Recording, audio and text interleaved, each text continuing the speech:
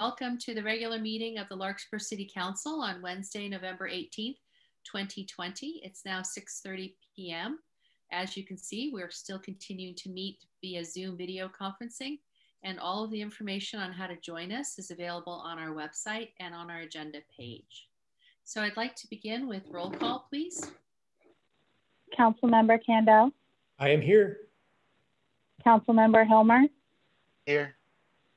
Councilmember Paulson. Here. Vice Mayor Haroff. Here. Mayor Way. Here. Thank you, Allison. That brings us to item 2, which is public comment. This is the time for members of the community to address the City Council on matters that are not on tonight's agenda. Please raise your hand in the virtual room there, and we will recognize you, and you have 3 minutes to speak. And remember, since it's not been agendized, there's very little conversation that the City Council can have on this matter, except to possibly refer it for a future agenda. So do I see anyone, Allison, in the attendees list who has their hand raised? I see no raised hands for public comment. We did receive one emailed public comment the day before the meeting. I saw that. And can you reference who that individual was that sent that in? Yes, that email came in from Kevin Carroll and is available on the online agenda packet for those wishing to read it. Okay, thank you very much. I did read it. With no hands raised and no other comment, we'll close this section of public comment. Gets us to item 3, which is presentations and proclamations. 3.1 is local business promotion and winter decorations on Magnolia Avenue. Who will be presenting this? Madam Mayor, members of the City Council, my name is Shannon O'Hare. I'm the assistant to the city manager, and I will be providing this brief presentation and update for both of you this evening. If you will just hang on one moment, I'm going to go ahead and share my screen. I have a brief PowerPoint.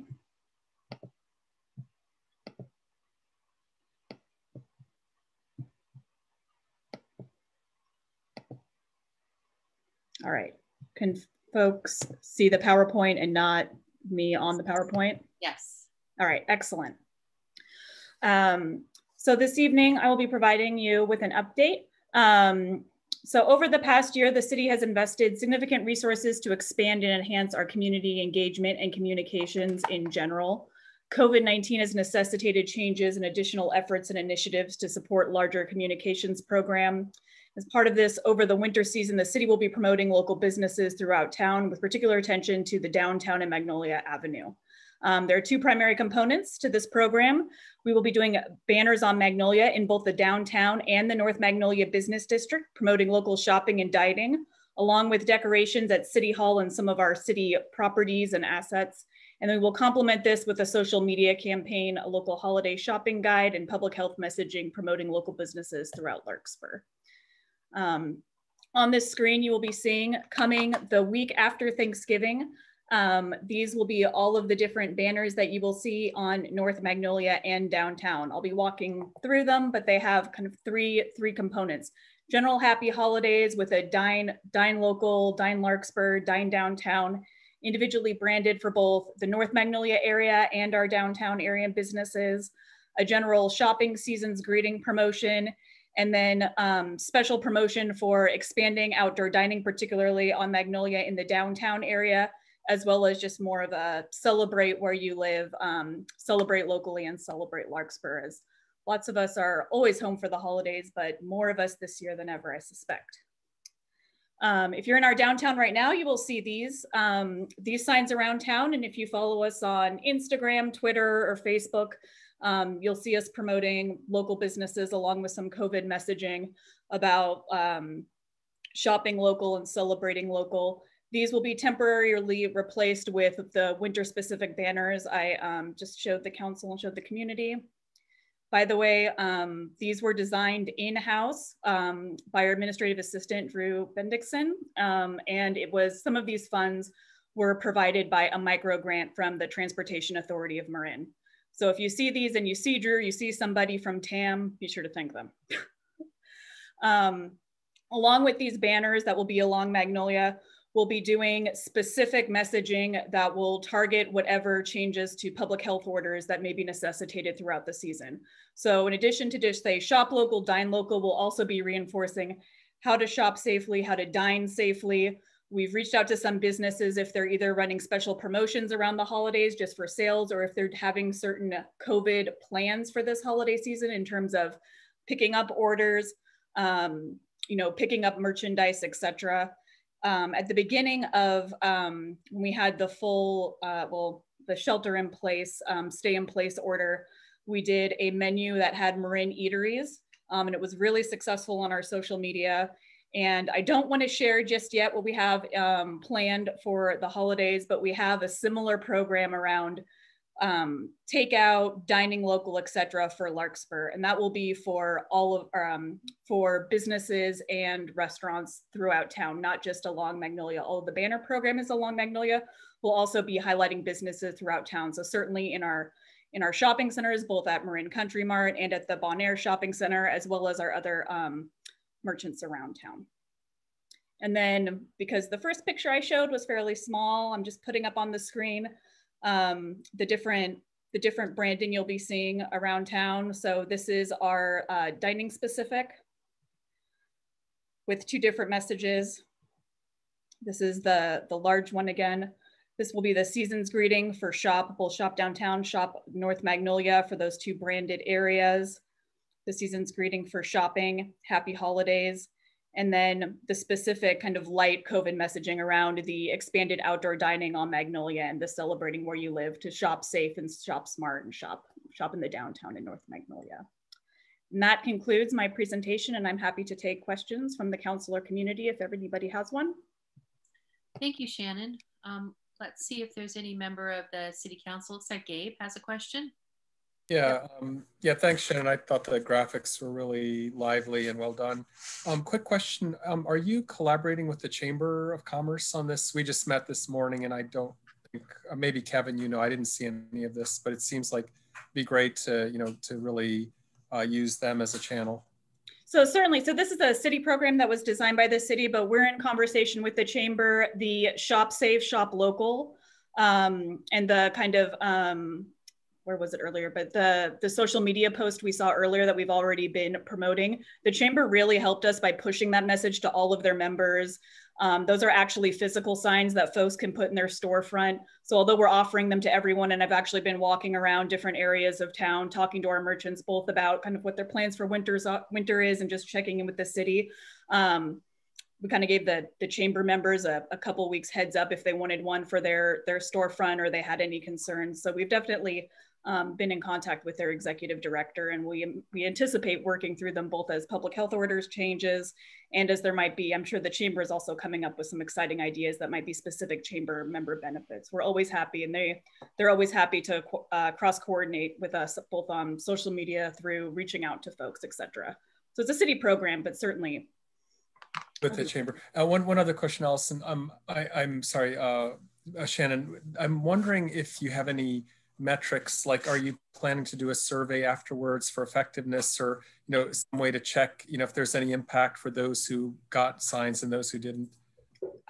So in terms of those who got signed, I do have a list of I've been going around, so I have a list of the Chamber sent me who specifically requested them, and most of them I've been able to deliver because I was doing other business. A couple of folks didn't seem to be around at that time. And then when I went around later and just went to offer them to businesses, I do have a list of folks who decided to take one. Some folks already had their own signage, so I don't want to make it seem like if they didn't take one of our sign, they're not doing COVID signage or they don't like city signage. A lot of folks had pretty specific protocols and don't have a lot of window space. So sometimes it doesn't necessarily work with their space. And also we have a few different branded signs. One's about mask wearing, one's about 6 feet distance, and one's about washing hands. So if you're going up to, I went up to North Magnolia, I went to one of the jewelers, and there's no 6 feet apart because there's no line. You have to go in by appointment. There's not a lot of space. So they've really prioritized wear a mask, sanitize your equipment, and then some contact information. So I don't want those metrics to necessarily seem like folks liked it or didn't like it. In terms of the banners and how the banner program is, we'll know based on what folks say and how well they're received and if folks like them. We've had a really positive response to the existing banners. And then with social media, we will be putting in a very small amount of advertising money to boost our audience, because things can get super noisy around the holidays, and understandably, particularly on Instagram, people want to share their family members, especially if they're not home for the holidays, rather than necessarily hear from me about a banner. So we will boost it a little bit with some funds, and we'll have metrics for that we can do a follow-up and kind of review after the holiday season about kind of what comments we get, or how many folks saw things. Particularly for the holiday shopping guide and then any health orders. I anticipate we'll get, if we put up just even a small amount of money, we'll get a lot more engagement than we do for an average post. Great, thank you. Are there further questions on this? Yes, Dan Helmer. Yep, go ahead, Dan. Not a question, just a comment on appreciating Shannon's work and how important this is, because the downtown is kind of thought of as the living room for the city of Larkspur. And all the enhancements that we can make, especially during the holiday season, provide such a great, helpful image for everybody, even driving or walking through the downtown. And I think with all the opportunities for outdoor dining, that the banners and every visual enhancement we can help with will just make the experience of the holidays that much more wonderful for people under the current circumstances. So thank you, Shannon, for all your work. You. And I'd be remiss, a lot of the downtown's beauty is going to come from the merchants themselves. If you look in store windows and you really look at how the outdoor dining, some of our all of our restaurants who have done the outdoor dining have really made an investment to make it inviting. And certainly that works for their customer base and works for their ambience, but also if you're just walking through town, it's really nice and it really does light up the whole community. Also, I mentioned who designed them. I will not be installing them or maintaining them. So also thank Public Works and our maintenance crew for enhancing our downtown area. Yeah, thank you to the whole city team very much. Kevin, you had a question? Well, I guess a question and a comment, but just to echo what Dan just said, I just really appreciate all the work that you've been putting into it. I mean, we had a Chamber of Commerce meeting earlier this morning where it might have actually have been kind of helpful for folks on that call to be better informed about all the work that the city is doing to promote businesses within our community. So I think this is all very, very terrific. There was some moaning and groaning about some aspects of not being able to put lighting on poles and things like that. We are doing lighting apparently at City Hall and the tree out in front of City Hall, and we're doing the banners and we're doing lots of things. So I guess my point is that there's not necessarily a level of understanding within the Chamber of Commerce and maybe the larger business community, who are not all members of the Chamber of Commerce, about the level of effort that the city has put into promoting local businesses through the kinds of things that we've just been discussing. And I want to make sure they understand it, even if we have to, hit them over the head about it.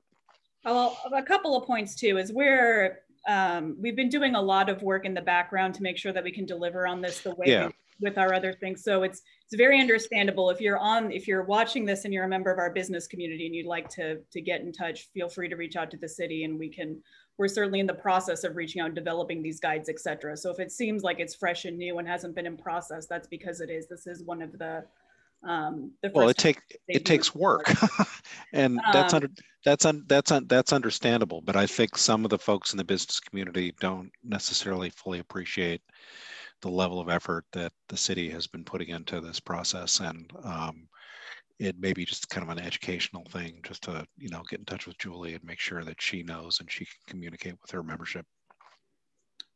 Okay. So Shannon, yesterday I was on a League of California Cities Mayors roundtable discussion about how we're promoting our businesses in the holidays. And there were probably 23 mayors and council members from all over the state, but it was led by the Yountville mayor. And they are doing, a lot of the cities, of course, were much bigger than ours. So they have a much bigger bandwidth to do a lot of things.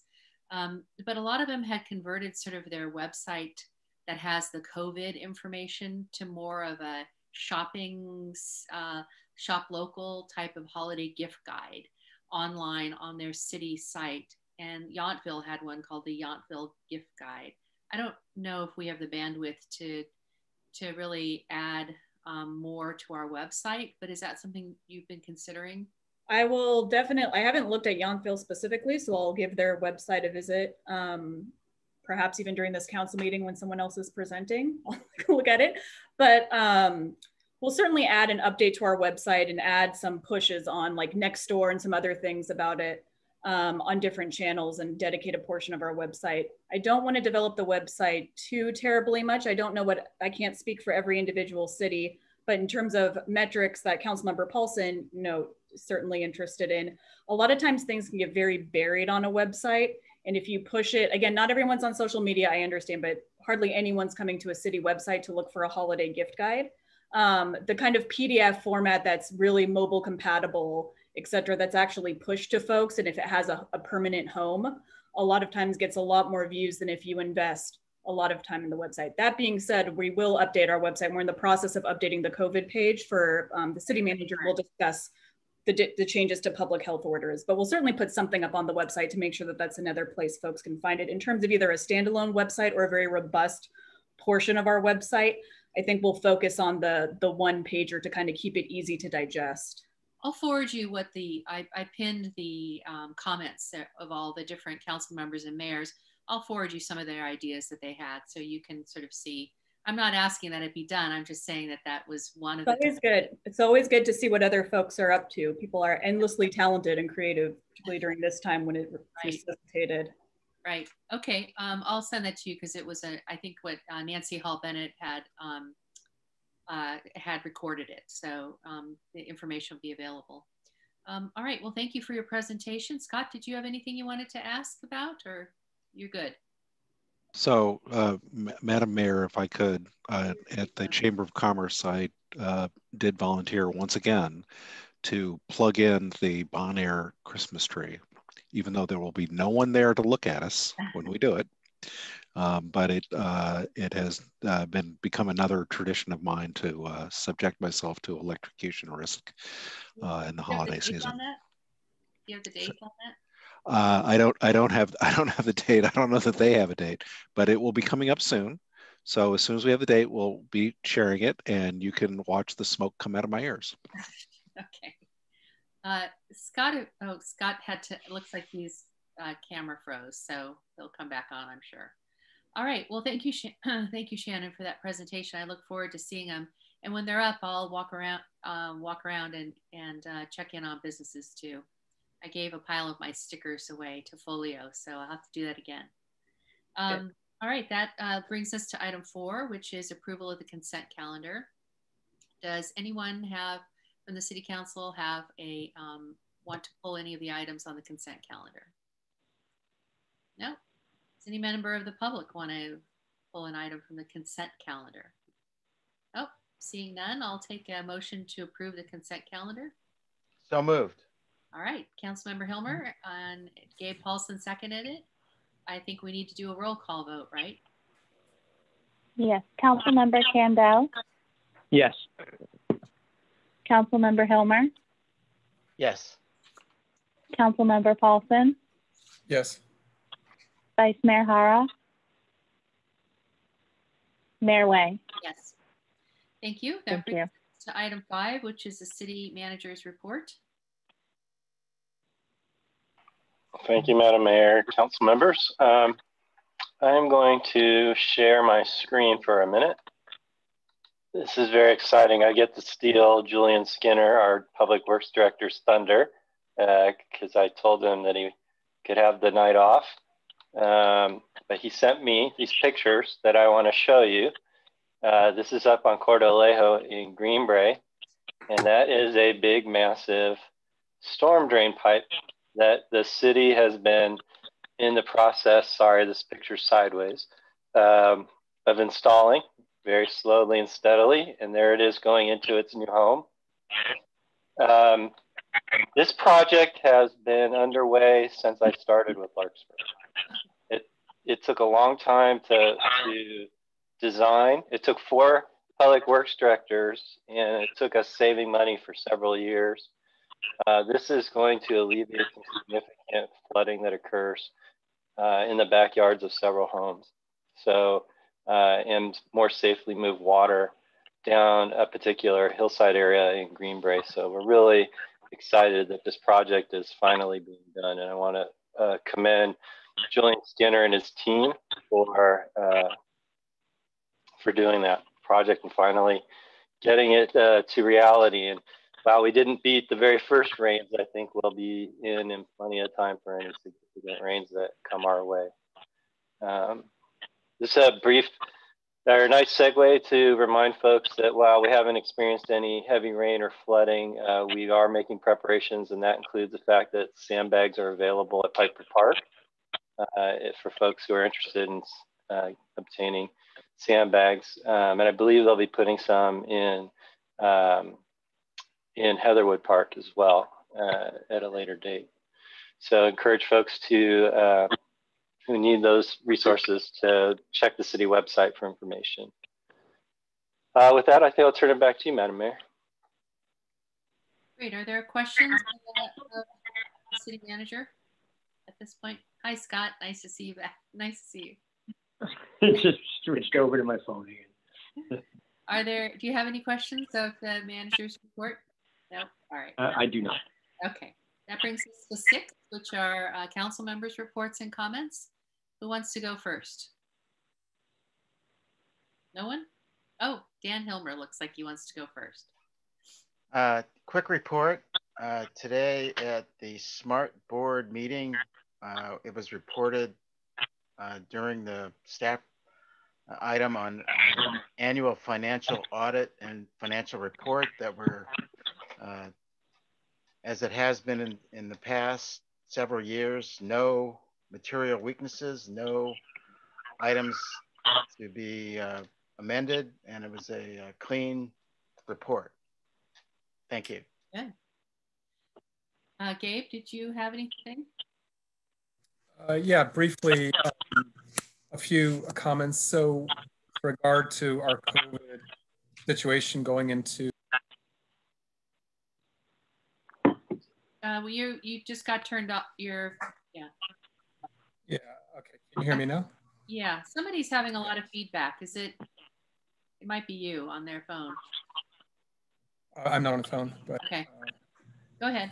Yeah, so briefly, a few things. The community block grant meeting, which I sat in on, I just wanted to mention that the county has voted to release about $1.7 million of funding for housing relief. So I was just really heartened to see that, as much as, COVID continues and we see more cases, there are some efforts going to mitigate that. And so rental relief, housing relief is there's some HUD money that's gone out, a lot of it going to the Canal region of San Mateo, but some of it coming to Larkspur as well. And secondly, the business recovery MCCMC met on Friday. Councilmember Haroff and the city manager were there as well. And I think one of the really interesting agenda items was looking at San Mateo County and what they've done in response to COVID. So there was about a 100-page report, and there were 150 proposals and recommendations in various areas, including schools and health departments and cities and so forth, and housing. And so that's something that I really volunteer to follow up on. And if anybody in the council is interested in seeing that report, or I've already put it into a data format, so it's an online document that can be shared, I'd be happy to do that, because I really feel that they put many months and hundreds of people and organizations into thinking through a coherent response to COVID. And I went over it with Dan Schwartz a little bit, and it seems like we've done some of that, but there is more to come with COVID and with business recovery. So I think it's worth thinking it through, both for the city level and the county level, different initiatives. So that was great. And my last comment is, I think, Councilmember Haroff Vice Mayor already mentioned the chamber. I was on the meeting this morning, but one other great initiative is the chamber is really trying to promote diverse businesses. So they're looking at any African American, any Asian, any, any groups that they think really could be brought forth. And in light of tonight's discussion about Sir Francis Drake, I thought it was particularly timely that, it's a real effort to promote the material conditions and the businesses of, many of our members in the community, and to diversify where we can. And so I volunteered for that, to, work with 2 businesses and, and to explore their candidacy for business promotion and Facebook and so forth. So, some good news. And last thing is, I really hope people are getting flu shots and wearing masks, with this season. And with that, I yield. Thank you. Thank you. Scott, did you have any council member reports? Not today, other than the Sir Francis Drake Boulevard, which we can talk about after. Yeah. Terrific. Thank you, Gabe, for going to that meeting for me. I attended the fire council and the police council meetings on Thursday, and Gabe took over a role that I was supposed to be at. So thank you. Just some of the highlights on the fire council meeting. We bought some new equipment, or put some orders in for some new equipment. But we also promoted Ruben Martin from interim chief to, or acting chief to regular chief. I guess that's the term. So he is officially the fire chief now. And he was very gracious in his comments about the professionalism that he sees within his staff and working with our community. So I think that was great. Second meeting we had was the police council meeting, and just some highlights of that were some purchases of some equipment that was needed. Also, we did the council's comments about the evaluation, the yearly evaluation that the manager group does of the police chief. We gave our feedback about that.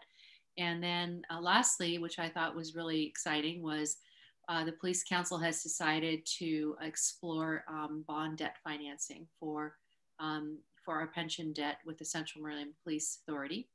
And we agreed to hire the Wolf, can't remember their full name, but it's the same bond financing and debt financing group that we've used in Larkspur. So we had a very good conversation about that, and we're looking forward to hearing what they are proposing, and that will be at a meeting in December. An additional meeting in December. So, and that was it. Highlights. Any questions? Catherine, it's Kevin. Like to elaborate? No, well, no. It's fine. And I've been joining you and Gabe and others in various of these meetings, so I'm not going to be repetitive. But I do think it's very exciting for the police JPA to be moving forward with consideration of these bonding options, and I think that's something we've explored and pursued within the city of Larkspur. I think we've actually provided them with a model to go forward, which I think has been reassuring to the larger group. And I also want to express appreciation to Gabe for his participation in a variety of different activities recently, and kind of marshaling through interaction with our mobile home community. And you've done a great job doing that. The only last thing I want to mention is that this will be a big week. Actually, tomorrow is a big night for transition with MCE Clean Energy.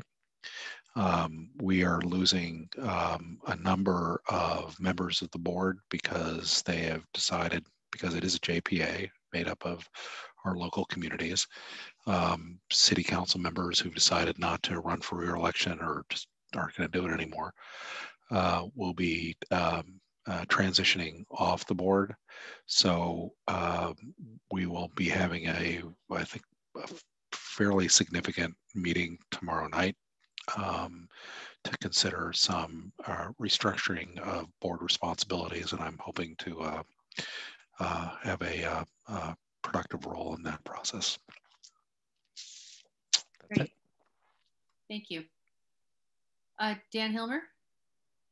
Just to add to the report, Wolf Hansen Associates. That's them. Would be the firm helping us with the police debt issue, and I want to express my appreciation for their help. Thank you. They've been extremely professional in their engagement with both us and with the police council. So good job.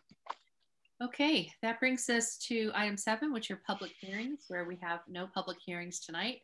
So business items, item 8.1, Sir Francis Drake Boulevard renaming group update and discussion.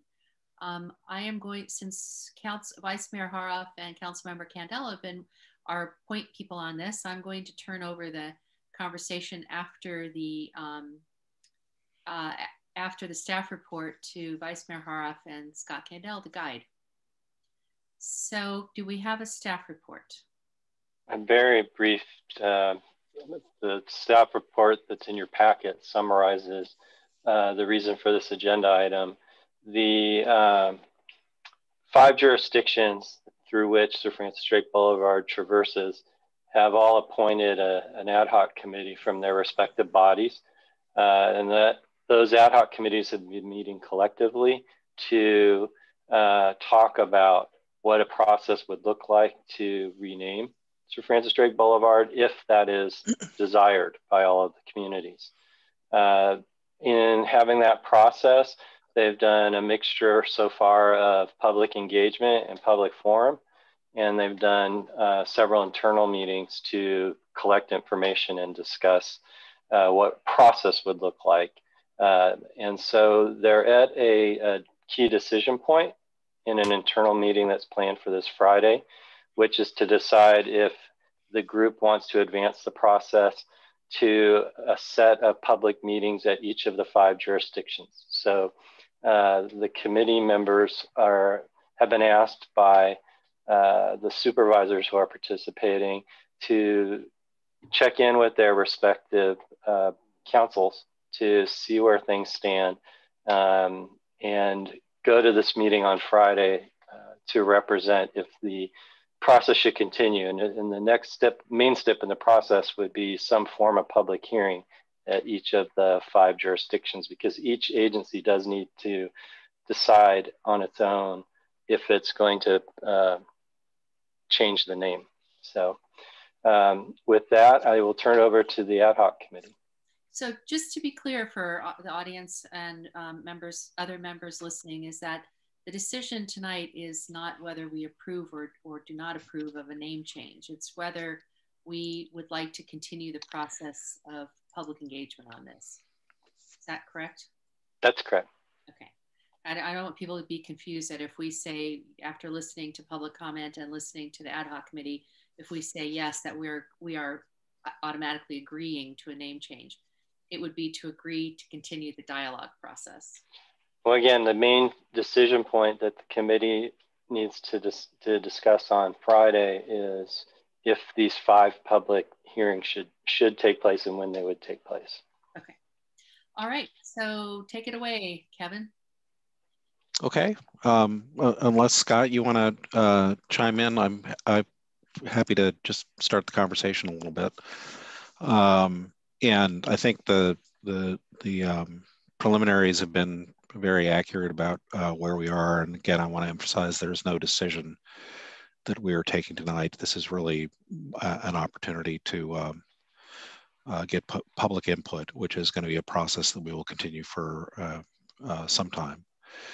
But again, not to be redundant, along with Scott, I have recently been participating in a conversation, which is all it's been, with Supervisors Rice and Rodoni, sorry about that, other elected officials from different jurisdictions in the Ross Valley, the county, and various city managers about the name of what for many years has been identified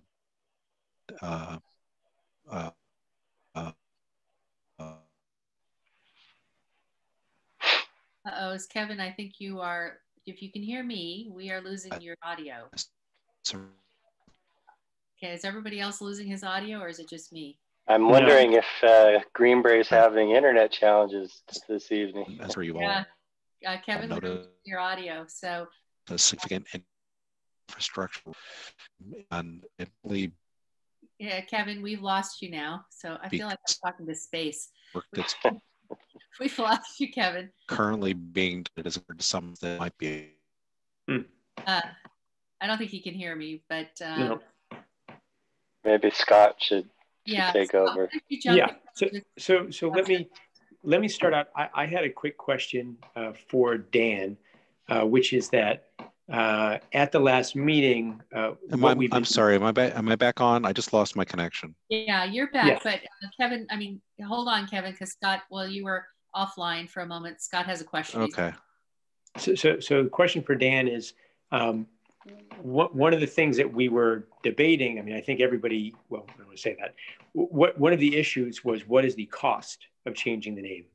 And I think we had asked a group led by our city manager to kind of give us some kind of estimate that we could go back to our city councils with, so we can say, is it worth the cost? And Dan, I didn't know if we had that number or that estimate that we could share with the city council. So I can give you some ballpark numbers for Larkspur. I'm still collecting some last bits of data from the other jurisdictions to report on Friday. Our hard costs are primarily in changing street signs. And because we don't have a significant number of street signs in Larkspur that actually say Sir Francis Drake Boulevard, our costs are fairly low. We calculate that even with installation, our costs are going to be about $1,000 to $1,500 to change the street signs in Larkspur. We may have to be the agency that sponsors and pays for the cost to change the signs on the freeway, because the exits are in our jurisdiction. We're in talks with Caltrans to understand how that process works. And so that process may cost us $2,000 to $3,000 separately. So that's Larkspur. Seeing the information from a couple of the other jurisdictions, they have many more street signs than us, so their costs will be more. But I'm going to hazard a guess that across the 5 jurisdictions, in terms of actual physical costs and installation, you're still looking at like $100,000 or less, probably across all 5 jurisdictions. Thank you. And I'm sorry, Kevin, I know you were kind of in the middle of a sentence when you got cut off, so I didn't mean to cut you off. Why don't you continue? No, I was actually in the middle of a speech. So that's fine, and I'm not sure where I got cut off, because Zoom doesn't really pretty close to the beginning of the speech. So this conversation. I'm sorry. Oh, you're having... I don't think the internet wants him to make a speech tonight. You might. It's not helping me tonight. Kevin, you might just want to turn your video off and see how it goes. I prefer videos on, but if it's going to prohibit you from communicating. I'll stop the video, see if that helps my internet. Is that better? That's better. Yeah. And it still says my internet connection is unstable. I'm gonna yell at my daughter at Zoom for not cooperating with Kick me. everybody else off the internet in your house, and that usually helps. Now we can hear you fine now, Kevin. We can hear you, so get going. Okay, all right. All you need to do is hear me. You don't really want to look at me anyway, so that's fine.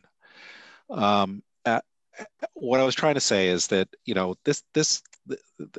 we're through a significant rehabilitation project with the road, and as I was trying to say, it has occurred to some of us, including our supervisors that have jurisdiction over the roadway, that this may be a good time to reconsider the naming of the road. And I appreciate Dan, because I did actually hear some of the comments about that the costs associated with renaming would be, I think, modest. But I think it's also important that this is not just an idle exercise. There's a history associated with Sir Francis Drake Boulevard, which goes back some years. But the history actually predates the reference to Sir Francis Drake. And I think a thoughtful review of that history, including consideration of the interests of our local native coastal Miwok community, as well as others, could provide a very helpful reference point for how we think about its naming going forward. And I want to emphasize a point that I think has already been made in this conversation, that we're simply going through preliminary steps in considering options. We do have a planned meeting, as Dan mentioned, of our multi-jurisdictional group of county and Ross Valley elected officials set for this Friday. But I actually asked for us to have this item put on tonight's agenda so that we could take advantage of the city council meeting and solicit input from the public on how we might want to proceed. No decisions on the naming of the roadway have been made at this point in any way, but the more input that we can get from council members and the public would be helpful in informing our work with other community members in deciding how we should move forward. So thank you for allowing this item to be on the agenda. I appreciate that. And I look forward to hearing from all of you about what you think we should be doing. That's it. Great. Scott, do you want to elaborate on anything or yeah, if I could, I just have two points or two I'd like to bring up. The first is that we have decided, well, the group has decided it would be beneficial if all the jurisdictions kind of move forward either together or not together. That while it's possible to have the name be Sir Francis Drake as you go through one town and then change to something else as you go through another town, it would be better if we all were on the same page. Yeah. So I wanted to throw that out there, and just Kevin and I would like to be able to go back to the group. Thank you for that, Scott. That's a very important point.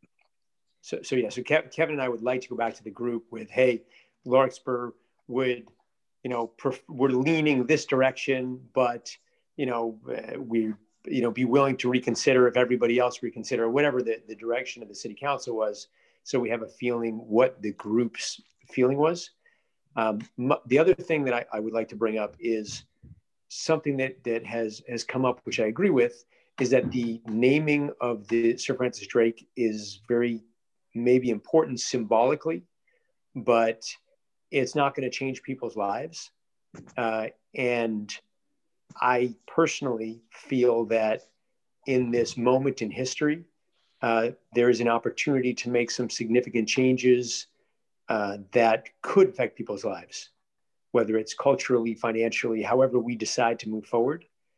And I would hate for that to be lost because we're so focused on the name of the road.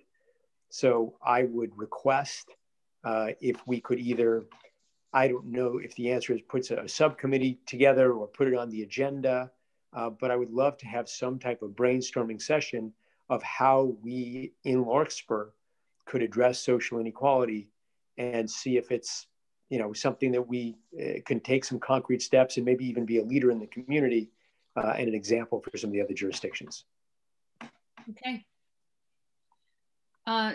So do you have, has there been discussion about what the next steps are other than having meetings, 5 meetings in each jurisdiction? Is there a specific presenters that have been vetted and chosen to present at each of these jurisdictions, or how do we know how that's going to happen? No, that's what we're going to accomplish on Friday.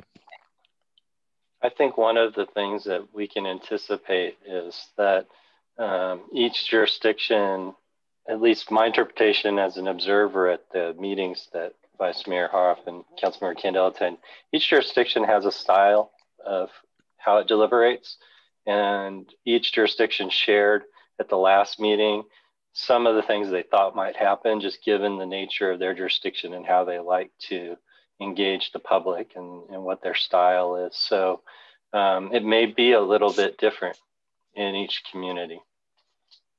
My reason for the question is because there's obviously a lot of ways in which a historical individual has been interpreted. And I'm wondering if there was a decision about which scholar will be the presenter or what expert will be recognized. So the group that Vice Mayor Hoff and Councilmember Candela are part of hosted a forum during which presentations were made, and that's available online for people to view. And I think my expectation and my recommendation to the group on Friday, as one of the people staffing it, would be to promote watching that forum rather than recreate it again. Okay. Right. Was there any discussion on other place names within Marin that also hold the Drake surname, or is it just the Boulevard is the only direction that we're talking about? I think that a conversation is focused on the road. I mean, obviously there are other implications. The high school in San Anselmo, that name issue has kind of come up, and they're working that through. That's not really something that we have much to say about. We're really focused on in our conversations. We're focused on the naming of the boulevard. Okay. And I noticed that we have 17 parcels, and they're all commercial parcels. Is that right? Yes, attached to the staff report is some material we gave to the group at their last meeting. When one of the things we did, we've been providing a lot of GIS support to the group. So we gave them those summaries of which parcels are affected.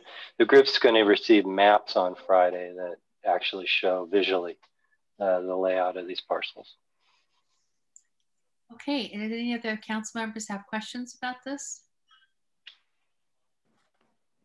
Yeah, Gabe, go ahead.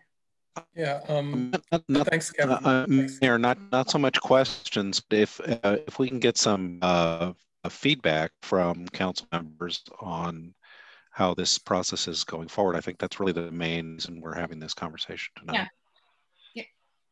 Gabe, you have a question or a Yeah, feedback? well, both. I think it's just clarification to start. So in the staff report, I saw at the end there was what looked like a 30-year-old motion or a proposal that passed about how to address street name changes. And I'm wondering if is that where the conversation is headed? And in summary, it says, look, we're in San Anselmo, have not, done this before, but we propose that if you do a street name change, whatever the name becomes has to have 2/3 of the residents approve and input and so forth. I'm wondering, so my first clarification, is that part of what is being discussed on Friday, or when you say to continue the conversation, that's already a fairly clear direction? And then the second, perhaps more important question I should have started with is, I think a lot of this started with the petition. I think it was Laura, I forget her last name. And she put together several hundred, if not a few thousand signatures. And then I understand that there have been many other signatures and, voices of opposition to changing the name change. And has that been weighed out a little bit in these meetings? Because to Scott's point, it's not only that, I think every one of us on the council want to see the cause of equity promoted and, for Marin to become more inclusive. To me, it's partly a question of means and ends. Are the means of a street name change divisive, and taking moderate people or people who could be enlisted to do such things as get all our council money to be in a minority bank, so that it would promote and so forth. I mean, there's a number of very concrete material changes, and I'd be happy to put together a list I've been working on. Are we somewhat blocking that by getting into a culture war and really escalating, something that if there's sufficient opposition, I really question if the community is going to be healed by this, or if it's going to be further divided.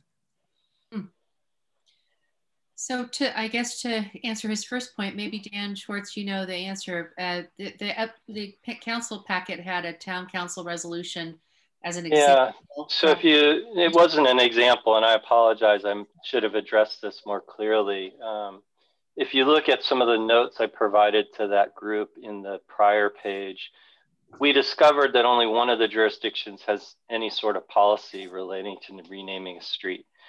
If I were the San Anselmo town manager, and I am not, I would probably be telling my council to waive that policy because it doesn't fit this purpose. It was actually written so that residents could petition to change the name of the streets that they live on, for example, and was to deal with a very specific issue that came up 30 years ago in San Anselmo. But we wanted to be clear to the 5 jurisdictions and the representatives at the meeting that at least one of the jurisdictions actually had a policy that they will at least need to say what they're going to do if they're going to follow an old policy or dismiss it as not fitting this particular debate. Okay. Does that clarify it a little bit for you, Gabe? Yeah, that's fine. So in a way, let's toss that entire discussion. And I'm sorry I rambled a bit, but you know, Kevin, Scott, I guess in simple terms, you know, what's your sense of whether the community is coming together or whether it's divided, and you know, what further discussion might do, you know, along that line?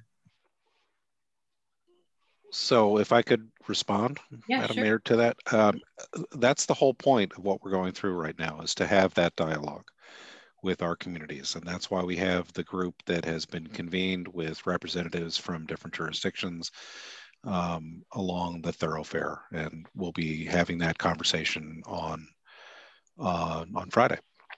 And we'll be having a continuing conversation about that.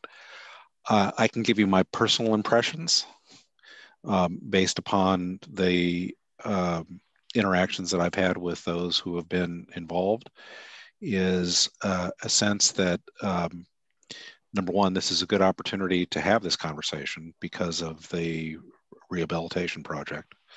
And number two, there may be good reasons to make a change and to be respectful of various communities that have maybe not had their voices heard as much as some of us would like them to have had.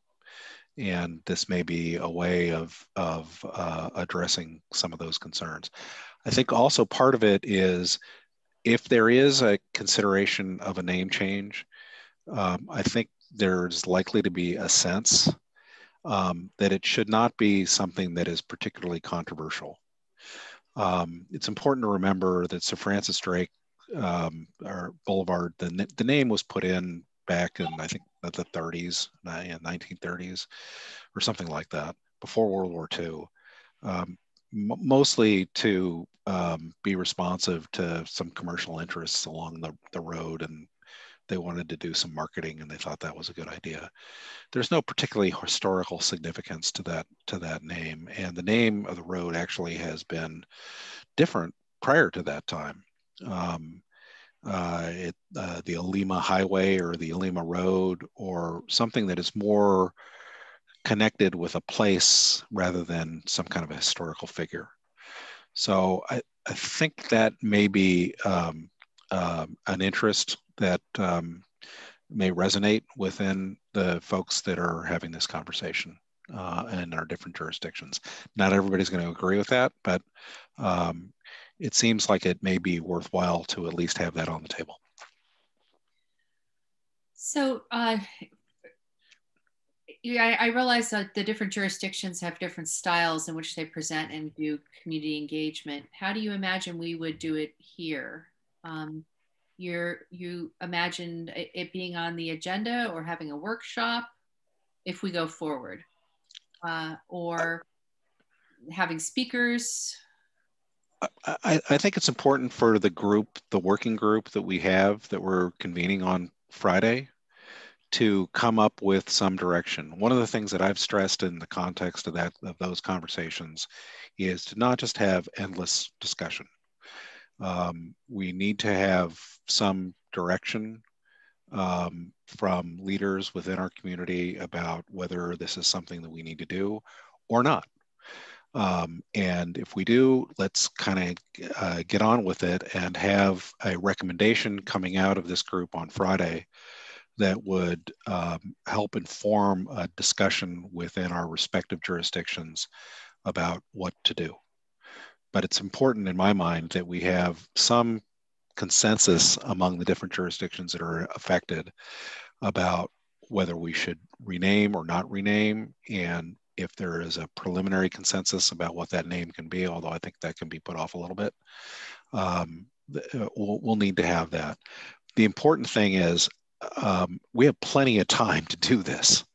The rehabilitation project will not be completed for another year, pretty much. So next November, the road will be redone. We have plenty of time during the upcoming year to have meetings and discussions where we can address this issue among all of our different jurisdictions. But it's important, I think, for some leadership to be shown by the group that has been convened to consider this issue and provide options for our different jurisdictions that make sense. And Dan Hilmer, you had a question? Not so much a question as a comment. I want to express my appreciation for Vice Mayor Harrop's comments and express my openness to consider a name change if that supports his efforts and Scott Candel's efforts. And I would think of it as a small step forward looking to the future. Certainly not an end, but a beginning. Thank you. I think I just have one last question before we open this up to the public. Is on the working group, there are electeds. Is there any representatives from the Marin business community, like the Marin Economic Forum or the Marin business community that attends? This working group is made up of government elected officials. All right. Just curious if Scott, before we open it to public comment, is there anything else you wanted to add? Oh, I think we might. Oh, I think we're losing you too. The gremlins. I've transferred my internet to Scott, so he's now the internet tonight. It's Greenbrae. There's just something going on up there. You guys need to call Comcast. Yeah, it was a while here, and then I pestered Comcast for 6 different times. They showed up, and finally it worked. So, all right. Well, then I will open it to the attendees, public. Allison, did we receive any emails in the time of this discussion? We received no emailed public comments. All right. And did we didn't receive any in advance of tonight's meeting, I noticed. That is correct. Okay. So are there any members of the public who are in attendance right now? Yes, who would like to speak on this matter? Raise your hand. And I see one hand raised, and that would be 924-1402. Would you please identify yourself and go ahead and talk? Pardon me, James Holmes. Welcome, Mr. Holmes. Yes, I kind of look at this the way that London Breed looked at the proposal to change lots of school names. That it's a kind of a distraction, that it is unneeded. It's like a controversy that isn't essential when we're dealing with so many other things. My impression is that the general interest and concern has subsided along with a number of the other demonstrations and controversies earlier this summer. I think it is primarily a crusade of a small group of internet organized activists, notably the prominent members of those activists who stood for election in multi-jurisdictional agencies such as the TAM district and the college were decisively defeated. I think that the historic there have been differing historical opinions, but my impression is that the balance of the historians are that Drake himself reformed and changed his attitude diametrically and freed slaves. However, the activists insist that really the issue is not the character of Drake, but rather the colonization, that he's a symbol of colonization. But I think that one would find that the majority of people do not view him that way, and that this is a subjective attitude which these activists are trying to impose on a larger public, which views him as a relatively benign explorer. So I question whether it's worthwhile going forward with this at this time. One big issue, of course, is the cost, not just to the public, but to the cost of the people, of all the individuals who would be forced to make so many changes as a result of this. And I think we need to get input on that. But aside from that, I do think that we risk tremendous divisiveness, tremendous culture war, because it transpires that most of the activists really they don't like Western civilization, and they view this as a symbol of Western civilization, and that's why it's objectionable. And that really goes to the essence of divisiveness in culture war and arising antagonisms, which really aren't necessary to do, especially when it would involve imposition on hundreds, if not thousands, of businesses and residents. I've seen long lists of the things that one has to change, sometimes 2 or 3 times because it doesn't go through correctly the first time or the second time. But to make people jump through all of these hoops at a time of economic and medical crisis is really, I think, unnecessary at this time. And so I would argue that we should not go forward with any definitive procedures at this time. Okay, but if we do, it should certainly be on a unified basis, and under no circumstances should there be segmented naming of the boulevard. Thank you, Mr. Holmes. I'm sure if we decide to move forward in other jurisdictions, you'll have an opportunity to comment at the various opportunities. Is that right? Is there anyone else who is in the audience who would like to speak to this matter?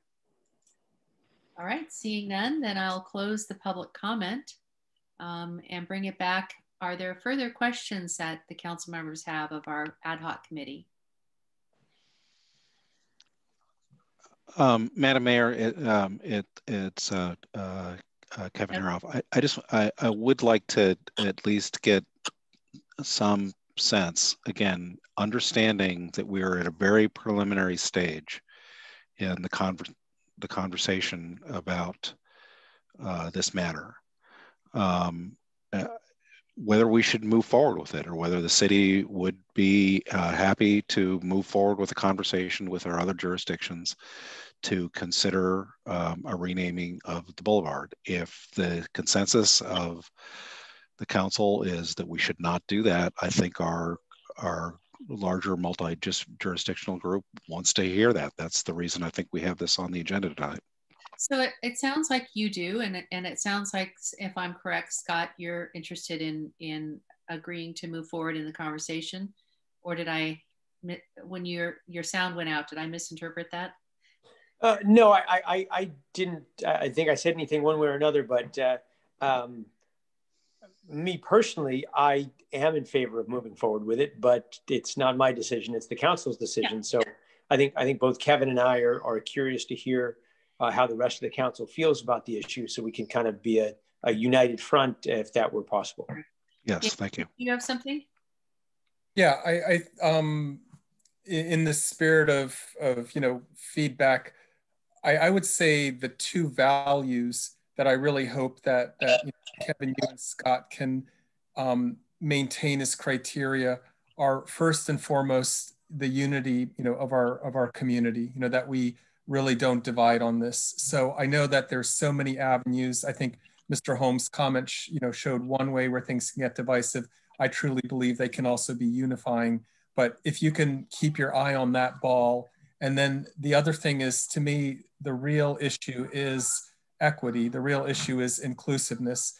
And if however this process goes, and I do encourage you to continue with the process, as did Councilmember Hilmer, if you can really keep your eye on the ball of equity, to what extent is this, promoting, bringing up voices that are underrepresented, bringing Marin to the 21st century, making us inclusive. I mean, those are, I think, the values, not of myself only, but of, you know, many of the constituents I've talked with. So, you know, I say, please do go forward, but, you know, keep that as your threshold. If things are becoming divided, or it seems like a pointless, you know, bureaucratic exercise, I would say then let's stop. So let me, if I can comment on that for a second, because based on your earlier comments, part of me agrees with you, you know, in the sense that it's a divisive issue. And even if we agree to rename the boulevard, what name we choose is going to be a divisive issue. You know, there's going to be people that are going to be upset by it. No matter what we do, people are going to be upset. I would imagine if we do nothing, there's going to be a group of people that are going to be upset as well. But there may be a different way to approach it, to say, hey, we chose to do nothing to do this instead. So we satisfy the people that don't want to change the name, and the people who want change, we say, well, we're going to make change by doing this instead. I think what we don't want to do is not change the name and then do nothing else, you know, to promote social equity. But maybe that's a conversation that could be had, which is, well, if we don't do the name, what are we going to do to promote social equity, so that the people who want the name to be changed will be satisfied by this other thing that we're doing instead? And again, just throwing that out for conversation purposes. I think that's a really good point. I like to, I mean, go ahead, Gabe, before I speak. Go ahead. Yeah, no, go. I was just going to say, Scott, I think what you did is you articulated trade-offs, and I encourage that kind of, you know, I mean, this is like many things. No one's going to be happy, but the extent to which we can be transparent and let everybody know, you know, what different voices, you know, may need to do to reach a compromise, I think the better. So I agree. It's not like there's going to be one answer, but if we can maintain those two values, I mean, why are we doing this? Because we want to be inclusive, because we want equity. You know, we want this to be a community. We really want to build stronger community. Maybe it can't happen, but if that's our intention, I think that's sort of, you know, that endorses moving forward. Yeah, I'll echo that too. I think we need to continue the process. I agree with Gabe that we need to keep an eye on this can become, and it has been already, contentious in many ways. I just think we need to make sure we don't lose sight that it's bigger and broader than just the name on a street. So I think that, Scott, I'd like to explore your idea a little further, not at tonight's meeting, but maybe we can have a conversation about what other discussions about equity we could have. I know some other councils are doing that now too. My concern is that just keep an eye on, and it points back to what Scott said initially, and when he introduced this subject, I really think we need to keep an eye on the economic costs too. I think it's really important that we are fiduciaries to the tax dollar of our residents and businesses. And there's always a trade-off and a balance that comes with decisions that are made. I think it's really important that we recognize not just the costs that this may be to the jurisdictions, which ours is the smallest part of this jurisdictions. We're only 1.2 miles, right, of road. But I think we need to keep really, and I would encourage the group to continue to reference the financial impact that this may have, so that we have all of the numbers on the table too. And of course. Yeah, and they're I don't know what they all are, and I think that's Madam Mayor, do you mind if I interject, because I want to offer a word of caution. Okay. And I reported on this a little bit when the committee updated you recently. The attachment you have in your packet, in your staff's opinion, is as best we can do in terms of telling you what the impact is to businesses and residents. And the reason we can't put dollar amounts on it is the impact can be very different for different businesses.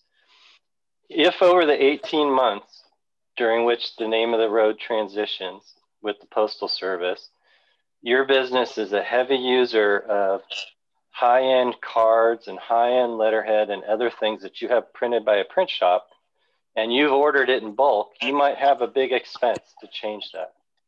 But if you're the type of business that now prints all of that yourself on your computer, you have almost no impact. So we can't really put a dollar. It's not like it was 20 or 30 or 40 years ago when these types of discussions occurred. You know, it's really much more of trying to create an inconvenience index. And I don't know how you really develop that metric. The two most inconvenient things, in my opinion, on the private homeowner on that list is the fact that they would have to go to the DMV and they would have to go get their passport changed. They would have to be proactive in doing that, but they'd have 18 months to do that. So I just want to caution the council that you're not going to get that. You are not going to get a report that says there's some specific dollar amount or average dollar amount across the properties. Okay. The list that you have is what we can give you. Okay, Gabe. Yeah, and just one continuation of Dan's point. I thought it was significant on the staff report that Larkspur, only 17 of the parcels of the 641 parcels are in Larkspur. So of all the businesses and residences and agencies that are affected, we only have 2.5%. So I think that kind of puts a weighting on what inconvenience means to Larkspur. And the unincorporated has about half of that. So it's really on them to you know, get the kind of pushback that those inconveniences. So I think for Larkspur, it's a smaller consideration if we're thinking purely for our town, but definitely something to think about.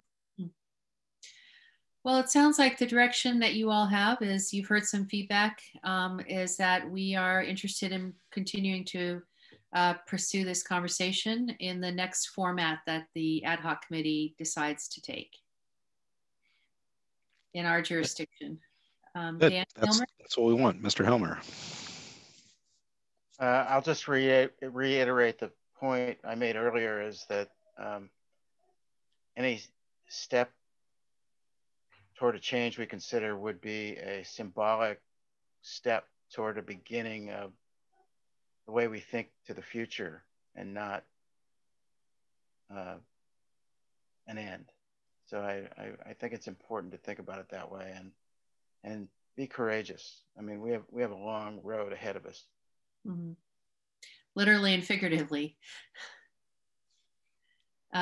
Anything else that the ad hoc committee would like to ask or get clarification on? No, from my perspective, I think we have our marching orders. Thank you. Yes, and thank you very much. This has been a very helpful conversation that we will carry forward. Now my internet connection is unstable again. Well, turn that TV back behind you. That's taking down some of your bandwidth. No, I know. Hold on. That one that's behind your head. Oh, is that what's doing? I'll just turn off my video altogether. Anyway, this has been a very helpful conversation, and very much appreciated. And you can count on us to carry forward the perspectives of the council.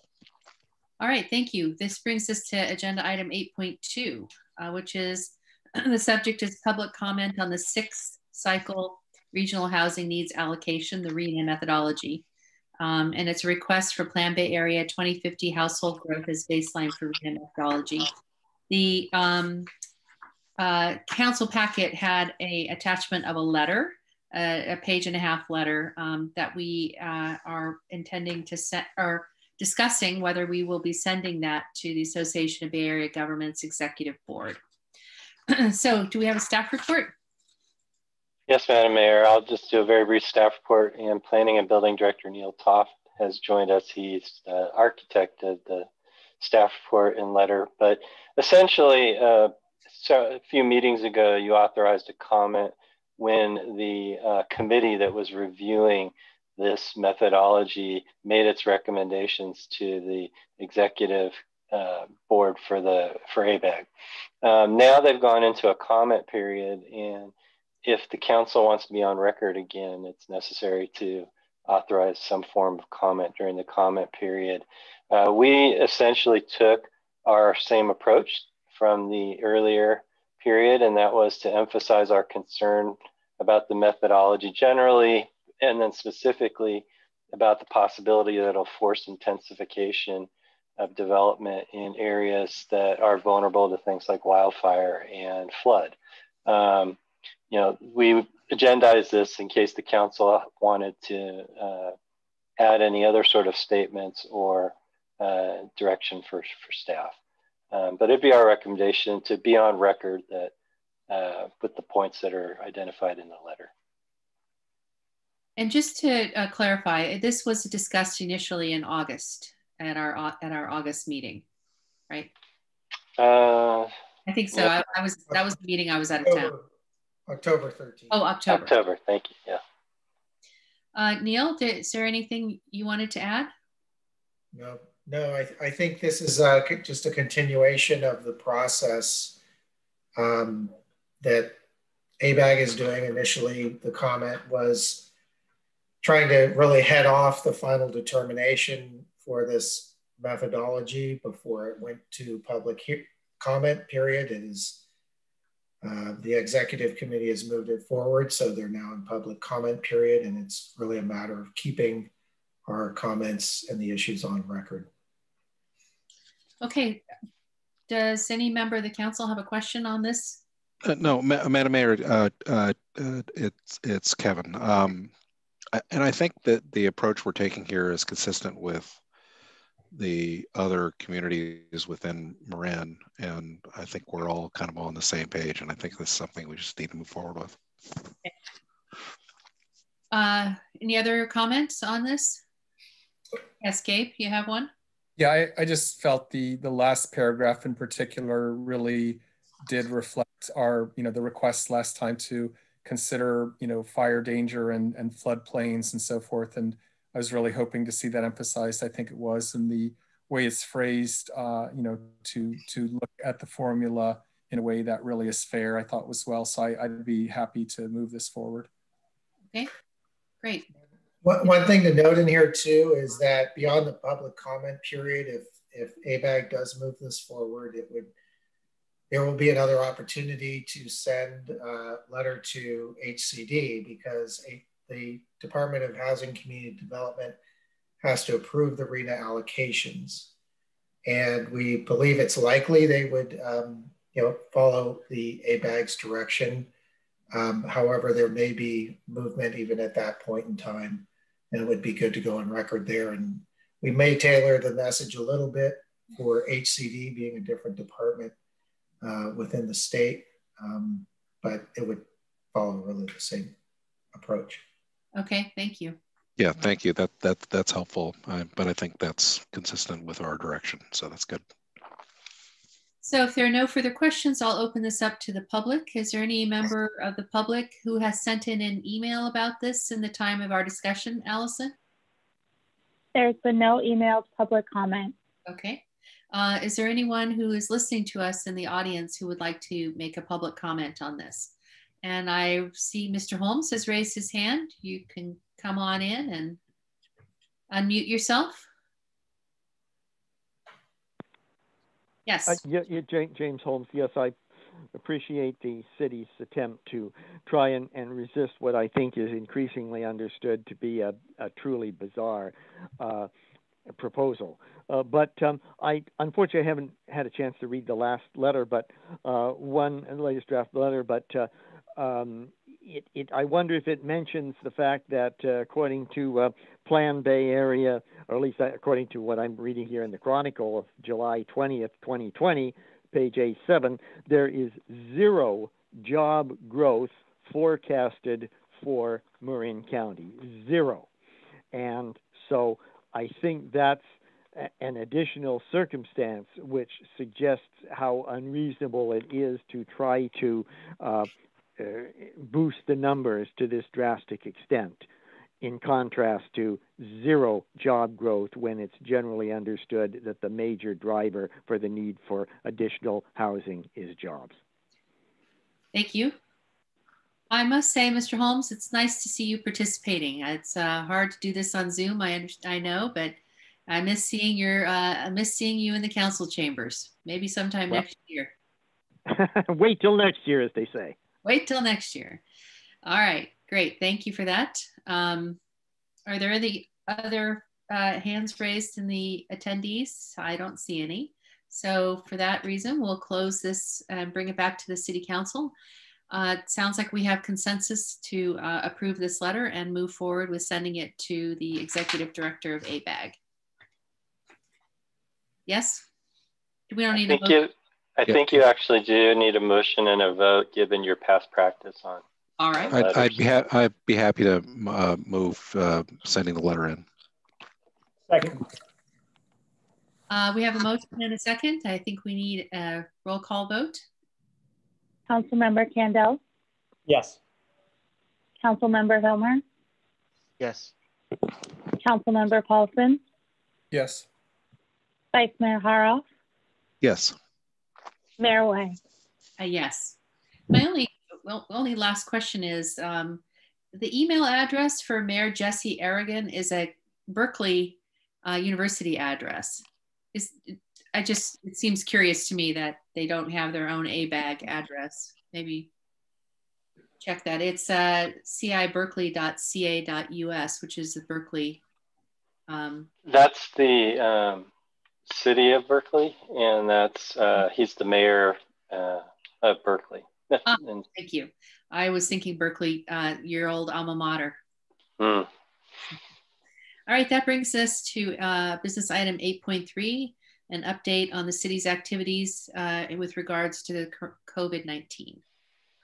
Thank you, Madam Mayor. So we've been quite busy internally and externally in light of the governor's announcement on Monday that he was moving counties across the state into lower tiers in the system that's used to regulate activity during this time.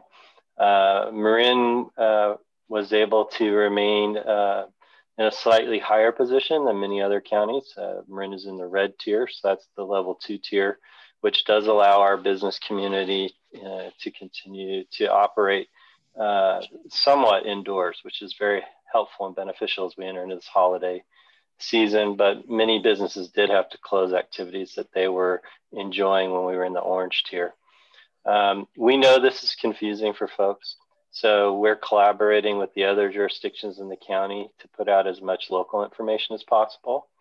I've asked the staff within my office to put together some material, and we will be sending it out to businesses in the community to offer that we will come to a site visit to help them understand specifically how the regulations work and don't work in their office. And Assistant to City Manager Shannon O'Hare, that you got to hear from earlier, I'll probably be my point person leading that effort. We are still tracking concerns that people are sending to us and educating and guiding our businesses into compliance as best as we're able to do. The main thing that we're dealing with right now externally, though, are requests for how to do business outdoors and do it in the cold weather.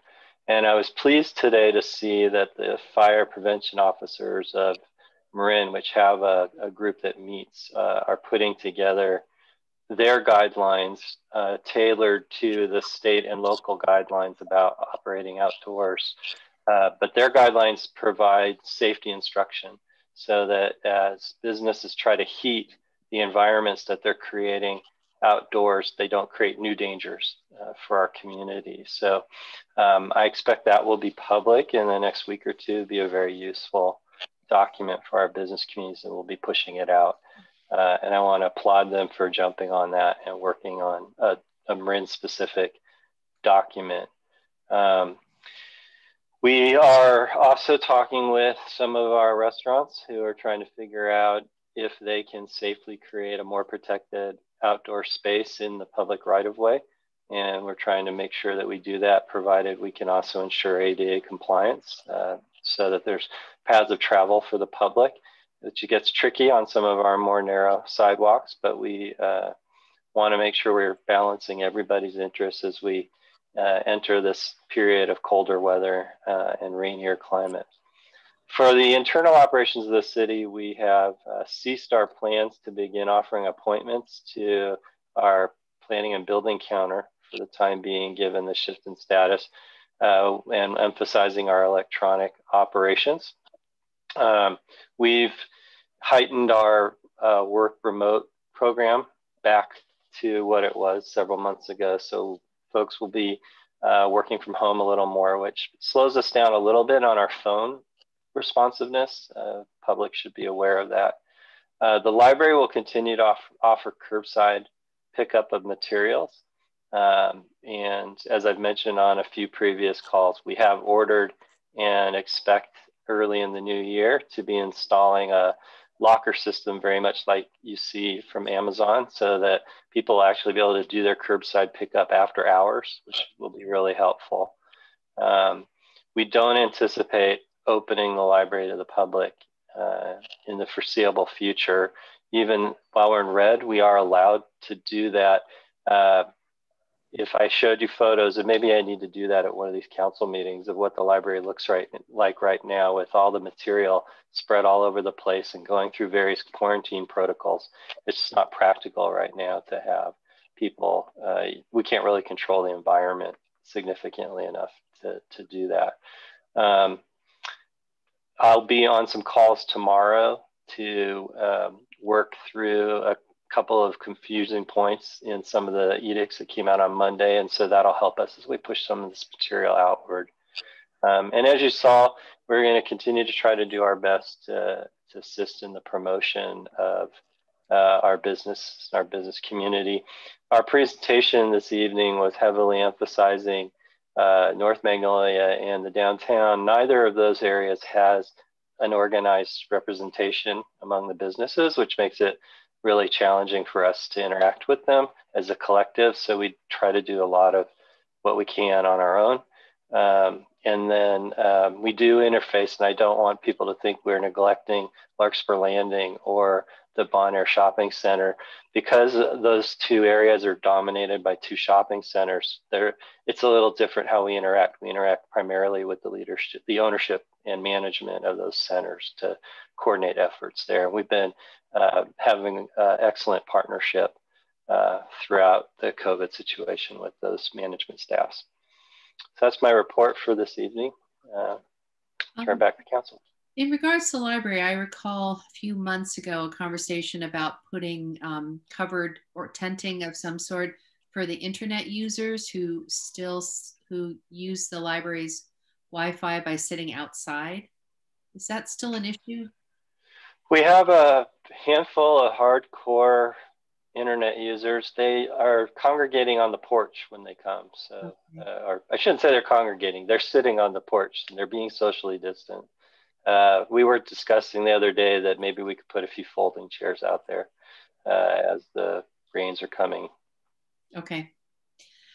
Are there questions of the city's update on the COVID activities? Excuse me. I think I read within the report that comes out from Health and Human Services that there's been a rise in contact tracing from indoor restaurant use. So yes, if you see Dr. Willis's latest report, for the first time in Marin County, white residents represent the majority of new cases. That began on November 1st at Trend and has continued since then. And they do have, I believe, 17 contact tracers now in their department. And so they're doing an excellent job of following up, and far and away indoor dining was responsible for the new cases. And I think that's important information because we do have a lot of people who come to Larkspur to dine because we have excellent restaurants. But that struck me as a concern we should all share. Well, and I want to just emphasize, since we brought this up and there's context, because Dr. Willis does a better job than I'm doing of explaining it. The transmission is customer to customer. It hasn't been the restaurant staff. The businesses have been following all their protocols, but you get indoors, you're in a confined space, you're removing your mask to eat and drink, and that's when the problems have been occurring. And just to reiterate, it's county-wide. It's not just specific. It's county-wide, and it's not specific to Larkspur by any means. So All right. Well, we continue to have to adapt to an ever-changing scene. But if you look at the maps of the United States, we are in a very nicely protected area from having a huge outbreak like many parts of the country is having. Let's keep it that way. Are there questions from the audience on this business item? 8.3. I see no hands raised. Allison, did anyone during this presentation send an email public comment? There have been no email public comments. All right. So I'll thank you for that update. It looks like we are at item 9, which is adjournment. We have 2 meetings left for the rest of the year, which is December 2nd and December 16th. So look forward to seeing all of you. Is there something you want to say about that? So Madam Mayor, before we adjourn, it's Kevin. I just want to express appreciation to the council for a very robust conversation on the Sir Francis Drake naming issue, and appreciate very much the feedback that we got tonight, and we'll carry that forward. We'll have many more. Yes, Daniel. Yep. Madam Mayor, I just want to express my appreciation for your service this year acting as mayor. I know we're going to move toward the end of the year, and at some point we're going to have a peaceful transition of power. But I just want to tell you, I think you've done a great job this year, and I'm really grateful for your hard work and your service to the city. Well, she's not done. She's not finished yet. So Petition's on the 16th. It's a preview. I wanted to just make sure that for the benefit of the council and the public, we anticipate that the little to no business will be brought on December 16, and the transition process will be the focus of that meeting. Great. Yeah, and then I'm going to put in a bunch of appeals and not bring lawsuits in Michigan. Yeah, that's a good place to do it. In Pennsylvania, that'll work real well. Right. But let me echo what Councilmember Helmer just said. We have time to do that later. Well, it's too bad he started it, so I get to chime in. Well, go ahead now that you started. No, well, I've just done that. I just, we all appreciate the leadership that you've shown for our community this year, and we will have opportunities, online or otherwise, to reiterate our appreciation. So, thank you. I don't think we can say it enough. Thank you. All right, team. Sounds good. We are adjourned until December 2nd, unless something comes up in an urgent matter, which we hope does not happen. So good night, everyone, and we'll see you in a couple of weeks. And have a safe Thanksgiving. Remember, the words of wisdom is keep it just your small pod of people that are in your household, because we don't want this virus to explode within our community. I've invited 150 people over for dinner, so I hope that's not a bad idea. And keep your mask on, Kevin. I think you might want to do your sarcasm disclaimer here right now, Kevin. Yes. That's right. All right, be well.